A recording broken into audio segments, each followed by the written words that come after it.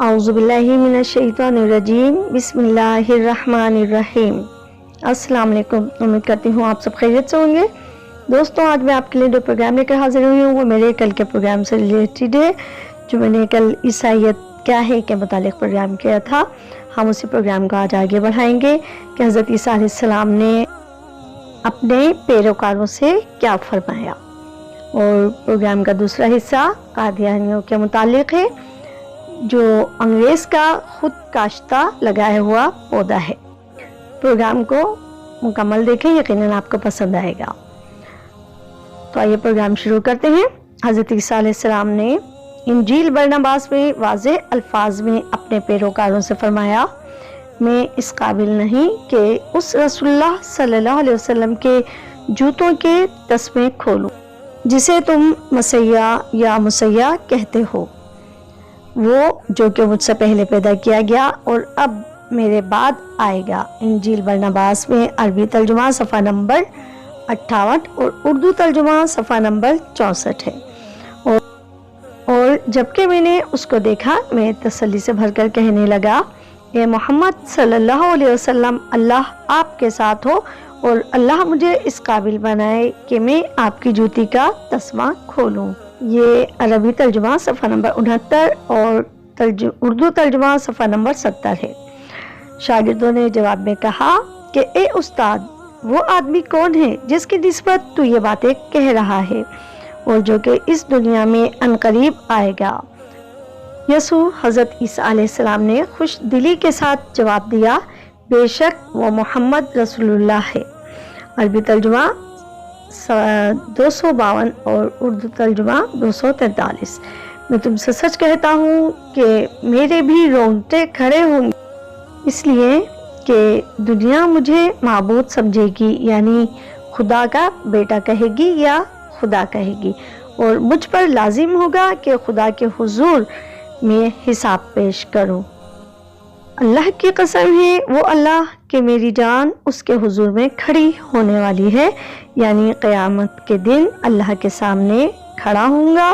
बेशक मैं भी एक जमा होने वाला इंसान हूँ, तमाम इंसानों जैसे। अरबी और उर्दू तर्जुमा सफ़ा नंबर 82। आज ईसाई दुनिया हज़रत ईसा अलैहिस्सलाम को खुदा का बेटा कहती है, जबकि खुद ईसा अलैहिस्सलाम ने खबरदार फरमाया था कि मैं खुदा का बेटा नहीं हूँ, ना ही मैं माबूद हूँ, मैं तो उसका बंदा हूँ जिसे क़यामत के दिन जवाबदेह होना पड़ेगा। और ये कि मेरे बाद सबसे आखिर में आने वाले नबी हज़रत मोहम्मद सल्लल्लाहु अलैहि वसल्लम आएंगे।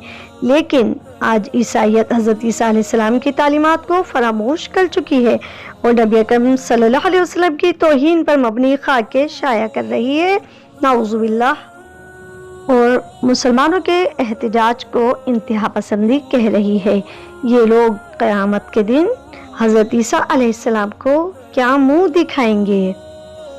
प्रोग्राम का दूसरा हिस्सा, अंग्रेज़ का खुद काश्ता पौधा। 1857 की जंग आज़ादी के बाद अंग्रेज़ बरसग़ीर पर मुकम्मल तौर पर काबिज़ हो गया, लेकिन वो मुसलमानों के जज्बा जिहाद से खाइफ था, क्योंकि यही वो जज्बा था जिसकी मदद से मुसलमान अंग्रेज़ों को अपने वतन से निकाल सकते थे। इसीलिए अंग्रेज़ों ने मुसलमानों के खिलाफ साजिशें शुरू कर दी ताकि वो जज्बा जिहाद को मुसलमानों के दिलों से निकाल सकें। इस मकसद को अमली जामा पहनाने के लिए अंग्रेज़ हुकूमत ने 1869 में एक वफद को, जो ईसाई पादरियों और सियासतदानों वगैरह पर मुश्तमिल था, 1857 की जंग आज़ादी के असबाब का जायज़ा लेने के लिए भेजा। इस वफद के हर रुकन ने अपनी अलग अलग रिपोर्टें पेश की। इन रिपोर्टों को यकजा करके एक किताब the arrival of British empire in India के नाम से तैयार की गई। इसका एक इक़्तिबास ये है, हिंदुस्तान की आबादी की अक्सरियत अपने पीरों यानी रूहानी पेशवाओं की अंधाधुंध पैरवी करती है। अगर इस मरहले पर हम एक ऐसा आदमी तलाश करने में कामयाब हो जाएं जो अपने लिए नकली नबी होने का ऐलान कर दे, तो लोगों की एक बड़ी तादाद उसके गिर्द जमा हो जाएगी। लेकिन इस मकसद को सरकारी सरपरस्ती में परवान चढ़ाया जाए। हमने पहले भी हिंदुस्तान गद्दारी की ही मदद से हासिल किया है। हमें ऐसे इक़दामात करने चाहिए जिनसे मुल्क में दाखिली बेचैनी पैदा हो। اس مقصد کے لیے 4 آدمیوں کو تلاش کیا گیا، ان میں ایک مرزا غلام احمد قادیانی منتخب ہوا۔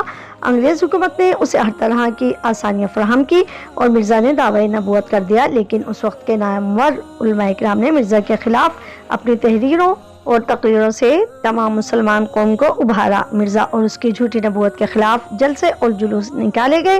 انگریز حکومت نے درجنوں علماء کرام اور سینکڑوں مسلمانوں کو جیل میں بند کر دیا، لیکن مسلمانوں میں ختم نبوت کی تحریک بڑھتی گئی اور انہوں نے انگریز کو ناکچنے چبوا دیے۔ انگریزوں نے اس رپورٹ کی روشنی میں مرزا غلام احمد کو یہ سیاسی سرپرستی میں پروان چڑھایا، اس کے مخالفوں کو ختم کرنے کی کوشش کی اور 20 لوگوں کو شہید کر دیا۔ مرزا نے انگریز کے خود کاشتہ پودہ ہونے کا ثبوت خود ہی فراہم کر دیا، جیسا کہ اس بات سے ظاہر ہوتا ہے سو میرا دین، جسے میں بار بار بیان کرتا ہوں، یہی ہے کہ اسلام کے 2 حصے ہیں، ایک اللہ کی اطاعت، دوسری اس سلطنت کی جس نے امن قائم کیا اور جس نے ہمیں ظالموں کے ہاتھ سے اپنے سائے میں پناہ دی، سو وہ سلطنت حکومت برطانیہ ہے۔ سو اگر ہم گورنمنٹ برطانیہ سے سرکشی کریں گے تو گویا ہم اسلام، خدا اور رسول سے سرکشی کرتے ہیں۔ اسی طرح اس نے جہاد کو منسوخ قرار دیا اور کہا گورنمنٹ انگلینڈ سے جہاد حرام ہے، اور یہ بات بھی لکھ کہ وہ انگریز کا خود کاشتہ پودا ہے۔ اس طرح مرزا نے اللہ تعالیٰ کی نافرمانی اور انگریز کی فرما برداری کر کے اپنا ٹھکانہ دوزخ میں بنا لیا۔ اللہ تعالیٰ ہر قادیانی کو ہدایت عطا فرمائے اور مرزا کو کروٹ کروٹ دوزخ نصیب فرمائے، آمین۔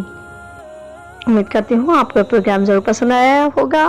پروگرام پسند آیا تو پلیز اسے لائک، شیئر اور کمنٹ ضرور کریں۔ چینل سبسکرائب نہیں کیا تو پلیز سبسکرائب کریں۔ اپنا خیال رکھیں۔ اللہ حافظ۔